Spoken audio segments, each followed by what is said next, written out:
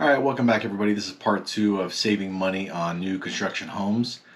And we're gonna go a little deeper in the process in this video about building or buying a new home build. We're gonna go through the inspections and be sure to stick around to the end because I will tell you the best methods on saving tons of money on buying a new construction home. But before we do that, if this is your first time visiting the channel, then it's time for you to go ahead and subscribe. Just tap that bell down there at the bottom for notifications. That way we can keep you up to date on everything that's going on here right in Surprise, Arizona. And you can stay on top of all the current home topics and what's going on. My name is Brandon Colston, and our team does get calls and texts and emails every single day from people just like you looking for new homes, new construction homes right here in Surprise, Arizona. So if that is you, don't be shy, just give us a call or text and we'll be glad to help you find the right home and get you moved to Surprise, Arizona. So here in part two of our saving money on new construction homes, I do want to talk a little bit about whether or not you should get a home inspection when you are building a new construction home. This is a very common question that we get, and there are actually three types of home inspections that you can get while building a home. And now I've already explained that you might put a contract on an inventory home and it's already being built or could already be completed or in the process. But if you go all the way back to the beginning of the process, let's just say you put a contract on a home that's not yet built, there's three different inspections that you can get. First is going to be a pre-slab inspection. What that is where a home inspector will go out and they will actually look at the post tension cables run, how they're run in the foundation the day before they pour the concrete, and they're going to make sure that the foundation is good to go before they continue with building the home. Now the second inspection that you're going to be able to do is called a mechanical inspection. What that is the inspector, they're going to go out, pre-drywall the day before, they put the insulation in the home, and you're going to have a third-party inspector. They're going to go through it and they're going to make sure that everything looks good behind the walls, the plumbing, the electrical, everything in between. They're just going to make sure that the home's framed properly. Then you're going to have a final inspection, which is what you would get on like a normal regular resale home. It's the same type of inspection on that. And what the inspector will do on that, they're going to just go through and they're going to make sure everything looks great on the home now, make sure everything's in working order. But the main thing to remember is don't assume, because it's a new home, that all the builders are going to build a perfect home, because they're not. At the end of the day, there is a system of checks and balances in place, to make sure the buyer is, getting the home that they're ultimately wanting and paying, top dollar for. But, it's good to get a home inspection to make sure, you don't miss any of those things that the builder may have missed. No, that way you can really go out and hire a third-party inspector. We definitely recommend doing that. The good news is all new construction homes are going to typically come with a new home warranty, which you don't really see on other homes. Now, not all new home warranties are identical, but for the most part, a very popular one, typical one you'll see is what's called a 1-2-10 warranty, a 1-2-10 warranty. And that is, you're going to have 1 year in all the cosmetic things like paint touch-ups, stuff like that. Then you get the 2 years on your mechanicals, like your plumbing and electrical. And then you would get a 10-year home warranty on things like structural issues, foundation issues, framing issues, and make sure the structure of the home is good to go. You're going to be able to submit the warranty requests if stuff happens, which is very common on almost all homes. Something's bound to go wrong at some point with, all homes, whether it's brand new or not. So it is great to have that peace of mind of that new home warranty. And then you can also, purchase additional home warranties after that, first year of that builder warranty. Just gives you extra, peace of mind. At the end of the day, the builder is going to stand behind the product. They want to keep their good name, and they want to, keep selling homes. And word of mouth is a good way to do that. Because it's still under warranty. All right, now it's time to tell you how to get the best deal. Every single person wants to know how you get the best deal on buying a new home. And there are several variables, but I think what's important to start with is the actual market. Your real estate market, your local current real estate market, not the national, the local one. Depending on how that overall market is doing, it's going to dictate whether or not what kind of new construction deal that you're going to get.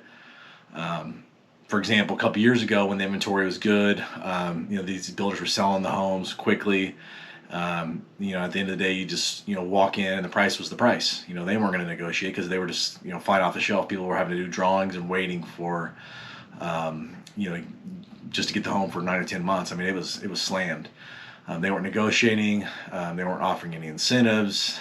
No way. But now that the market's shifted a little bit, interest rates have gone up. I don't know what time of the year you're actually watching this, but currently, at the beginning of 2024, interest rates 7-8%, much different than what it was in 2020, 2019, 21, 22. Now, you may be able to get a little bit better deals. There's a lot of variables involved, and I'm going to go walk you through that process with some of those. The first variable is going to be dictated by the actual builder you choose to work with. Some of these builders will do, what they'll do is they'll advertise very low prices on their homes, and but then they don't really negotiate much off the price. Obviously, go in and then you might get somebody that offers, they might not, they might negotiate 10 or 20,000 off the purchase price, whereas other builders leave their prices pretty inflated. And then you go in and you negotiate a deal, and they may knock off 40 or 50 grand or somewhere around there. Money. But overall, the prices at the end of the day, the homes are essentially going to sell for what they're going to sell for. So some areas they may not negotiate anything. Now the other variable, that the builders will offer different incentives. They're using to actually help you buy down the interest rates. And this is going to vary from builder to builder, and it's going to really primarily depend on whether or not the builder has an in-house lender. Some of these bigger nationwide builders will have a lender partner, and that lender partner, because they do so much volume on these loans, they're going to actually help you buy down your interest rate. And so if your interest rates are higher in the market, that you're purchasing, these builders are going to help you to help you buy that down. And instead of getting an 8% interest rate on a resale home, you're going to be able to get maybe 4, 5, 6% on a fixed 30-year interest rate. Because these lenders are helping you buy down your interest rates, and that is one of the primary incentives that we're seeing right now. You are allowing people to still purchase homes in a market with an 8% interest rate, and then other builders doing what we call flex incentives. And what that is, a flex incentive is where they essentially say, hey, we're going to give you $20,000 allowance, and you can use it however you want. You can reduce the sales price, you can help buy down the interest rate, you can go ahead and use it to pay for your closing costs and things like that. Now, if you're a cash buyer, who doesn't have a loan, you probably want to use the incentive and just take it off the sales price, obviously. But if you're a first-time home buyer and you want to come out of pocket with as little money as possible, you may want to use it to help pay for your closing costs as well. That way, you're saving your own money for other things that may come up and not having to use a lot of your savings that you built up. So that's a great way to help either cash buyers, first-time home buyers, or people that just want a lower interest rate that don't want to pay an 8% rate on a resale home, an older home. You can buy a new home with those incentives and get a lower rate. Okay, so now that's how the incentives are structured, but how do you get the best deal? Well, obviously, time is of the essence. Committee, because time is of the essence. Now, another advantage of having a realtor like us, we actually know, all the different builders around. We have a good idea when their fiscal year ends and what the incentives are they're offering.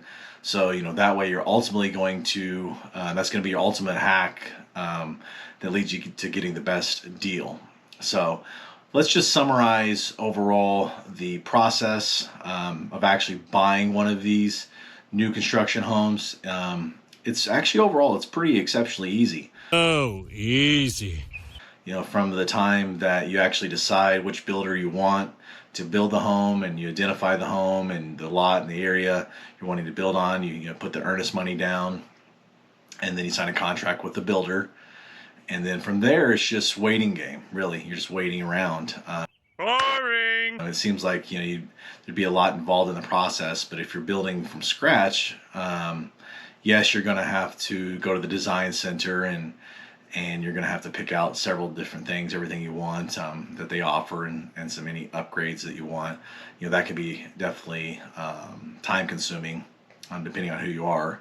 Some people will just pick it out in a couple hours, and some may take several weeks, especially if it's, several people making those decisions. Once you do go through that selecting process and everything's a fit, it's just a waiting game again. Once the home's completed, you're going to have to go through the final walkthrough about a week before closing. You're going to go through the home with your realtor if you've got one. Another great reason for a realtor, gives you a second set of eyes. They're going to help you go through the home, and if there's any defects in the home, they're going to help point those out, put some blue tape on the wall, and make sure everything's good to go there. And then that way the home builder can go back in there and fix those defects or mistakes or things they didn't do right.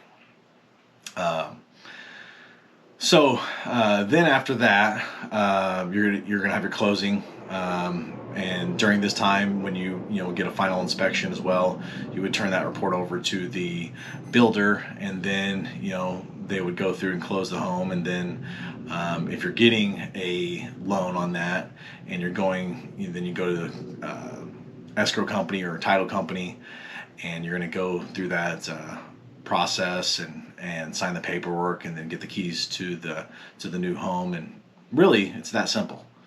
There's still a lot more to know about new construction, but we actually find that most clients that we work with, they don't start picking their builder. They typically start by narrowing down the area of town they want to be in. Look at all the traffic and what's around in that neighborhood, and they can start narrowing down based on that, and what part of town they want to be in.